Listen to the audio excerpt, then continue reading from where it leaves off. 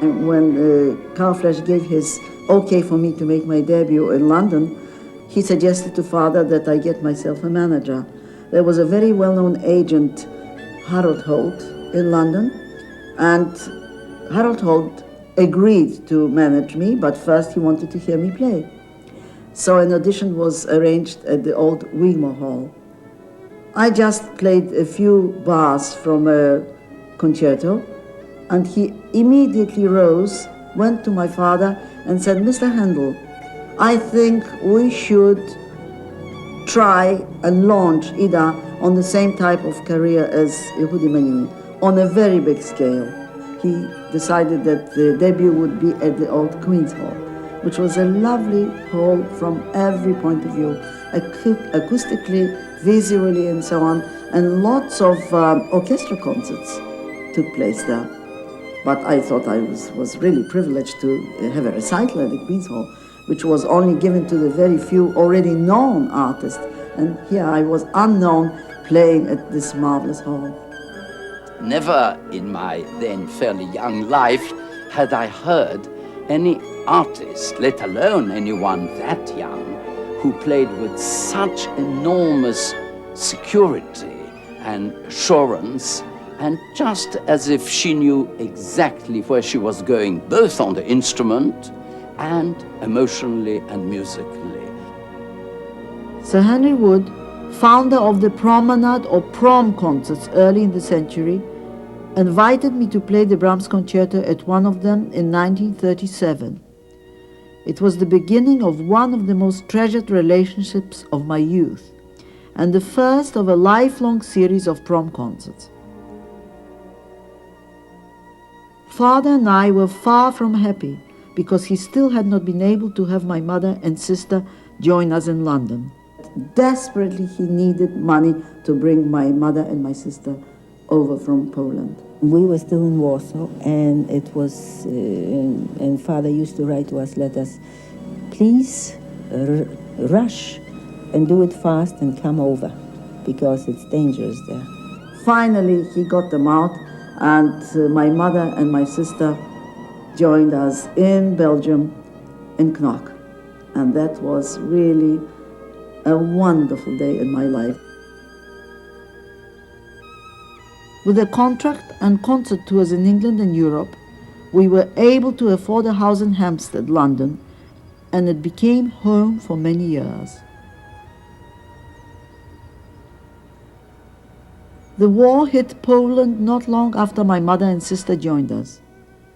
Jews were the first to feel its full fury. Almost none survived.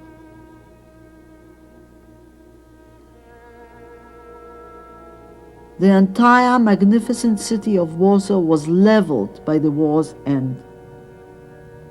If it were not for the fact that I was a violinist, of course we would have stayed in Poland and been murdered like everybody else, like all the Jewish people there. But by some divine decree, the fact that I was playing the violin and that Father had to take me out of Poland, we were all saved. It was a salvation for all of us, my immediate family and myself.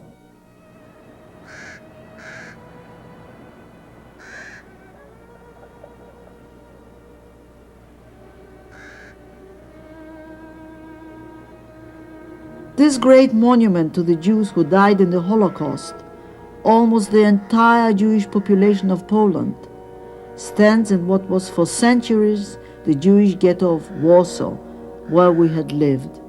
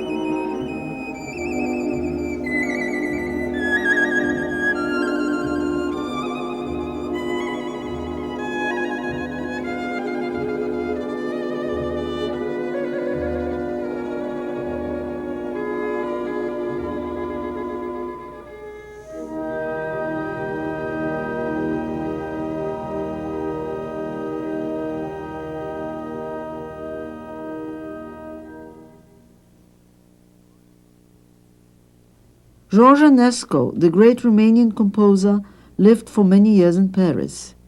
He was one of the greatest masters of the violin, and my father was determined that I should study with him. And in our sort of minds, Enescu was great also because he was the teacher of Yehudi Menuhin. He had a musical mind such as I've never encountered. For me, Enescu remains the greatest musician I've ever known. And the most inspiring one. There was nothing he touched in music, whether it was on an upright piano, or whether it was the violin, or whether he whistled or grunted. It was making music. These are the streets that were so familiar to me in my childhood. Growing up here in London, beginning my professional career, expanding my repertoire. Enescu was the great master of Bach, and as we worked together, I seemed to hear Bach the giant for the first time. The frills were removed, and the simplicity and purity of line revealed in all its grandeur. The war years were difficult for everyone in Britain. Night after night, when the German bombers came, we went down this elevator to the station platform, deep underground. All over London, people were doing the same thing, trying to escape the bombs.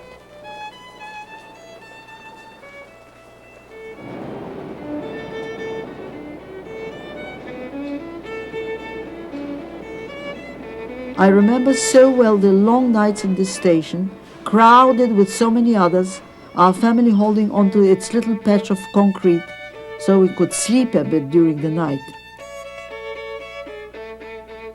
Overhead, London was suffering terribly.